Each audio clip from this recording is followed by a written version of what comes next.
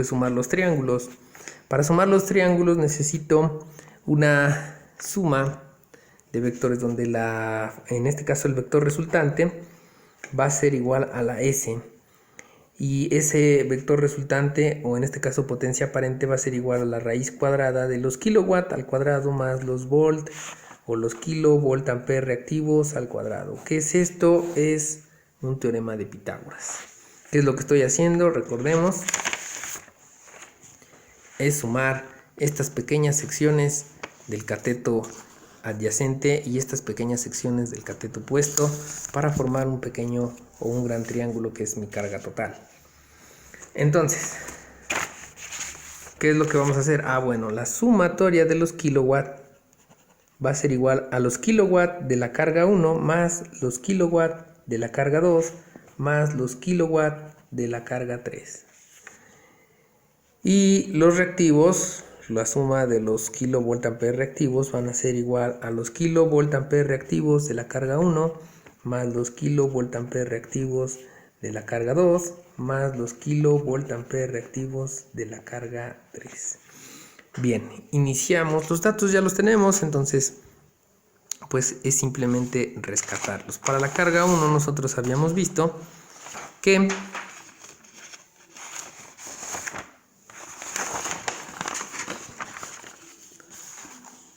tenemos que a la carga 1 los kilovolt ampere reactivos son 149.96 y 200.02. Por lo tanto, para la carga 1 son 149.96 y 200.02.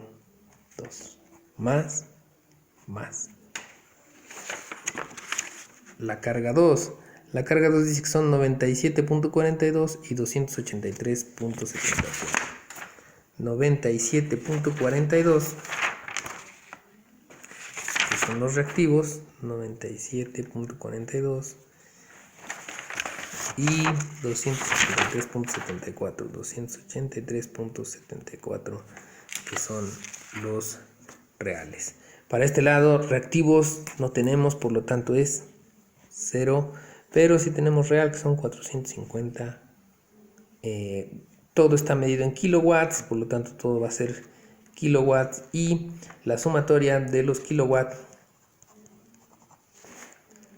y la sumatoria de los kVAR me da como resultado el siguiente. Nos da como resultado esa parte. Bien, aquí hace falta un poquito de interacción, pero ¿qué es lo que pasa con esto? Bien, hay que considerar que nosotros al planteamiento del problema desde un inicio consideramos un atraso, un adelanto. Aquí está mi atraso o mi adelanto, donde mi atraso es hacia abajo con un triángulo hacia abajo y mi adelanto es hacia arriba. Aquí está mi planteamiento. Entonces dice que el primero es un atraso, por lo tanto está hacia abajo. Vean esta línea.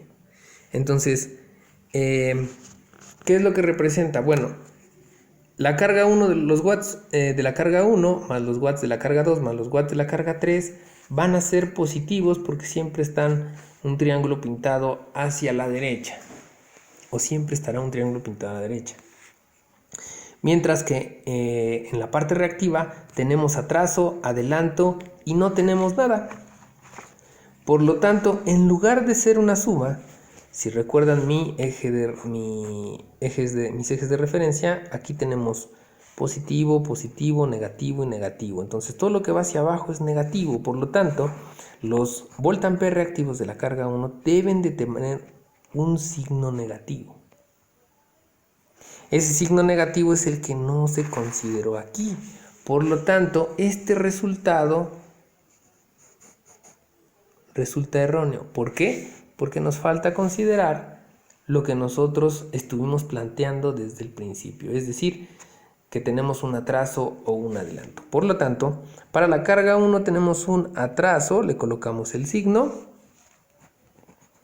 Y entonces ahora sí corregimos la sumatoria de los kilovolt ampere reactivos. Me da como resultado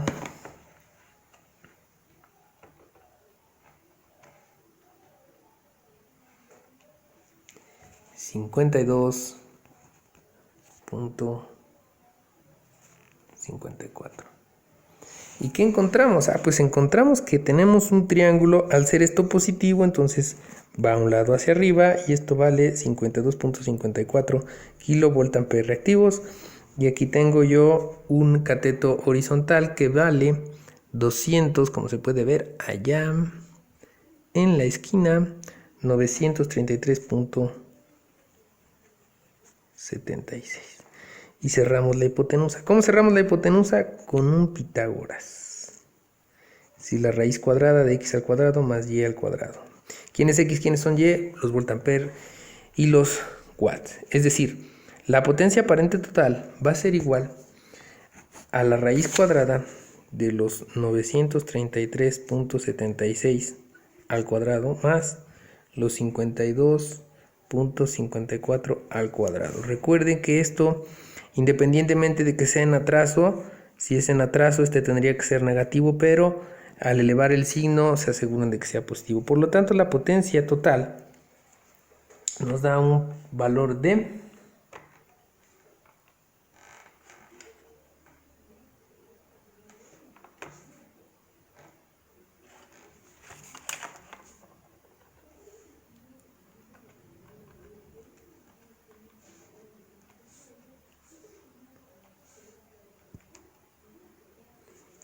935.23 kilowatt.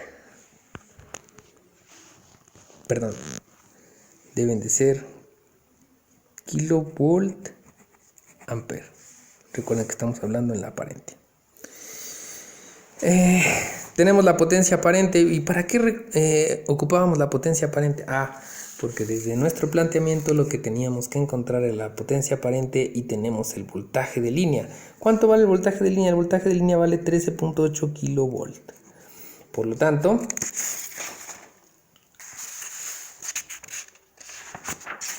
sabemos que la corriente de línea va a ser igual a la potencia total entre el voltaje de línea. La potencia total resultó que nos dio 935.23 kilovolt ampere entre 13.8 kilovolt.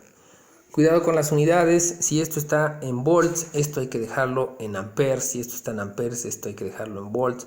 ¿Para qué? Para que se nos eliminen las unidades. Vean, kilovolt con kilovolt se van, nos queda ampere. Y la corriente de línea vale un número, pero que va a estar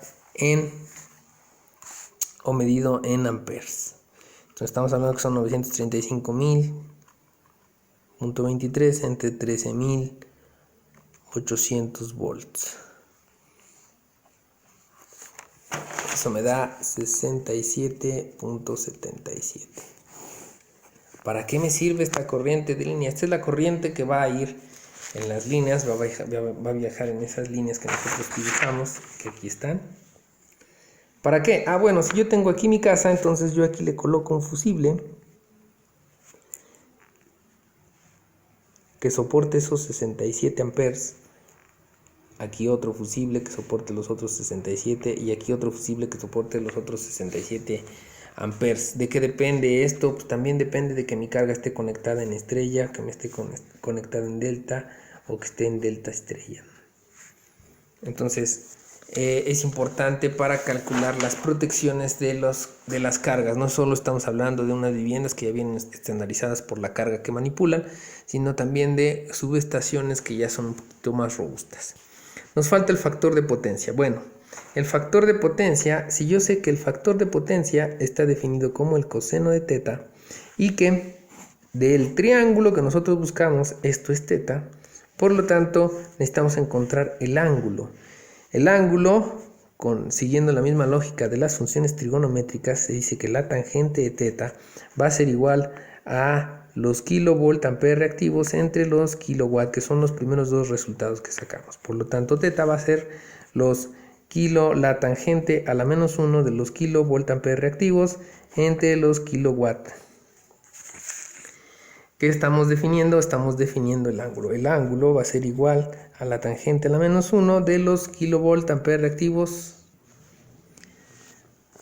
Hacemos el cálculo, y entre x, es decir, reactiva entre real, nos sale un ángulo de 3.21 grados. Si sabemos que el factor de potencia es el coseno del ángulo, entonces sacamos el coseno del ángulo y me da un factor de potencia de 0.9934, que es el resultado o lo que nos pedía el problema, que era el factor de potencia en la fuente, suponiendo una impedancia de 0. ¿Dónde está la impedancia de 0? La impedancia de 0 es que esta línea que yo tengo aquí no tiene una resistencia, en este caso una impedancia. Recuerden que la impedancia es el equivalente de la resistencia, es decir, la oposición al flujo de electrones, pero en corriente alterna. Y la impedancia para nosotros, como lo vieron en álgebra lineal, representa o es representada por un A más BJ, es decir, un número complejo. Por el momento, analícenlo, revísenlo. Cualquier duda, estamos a sus órdenes.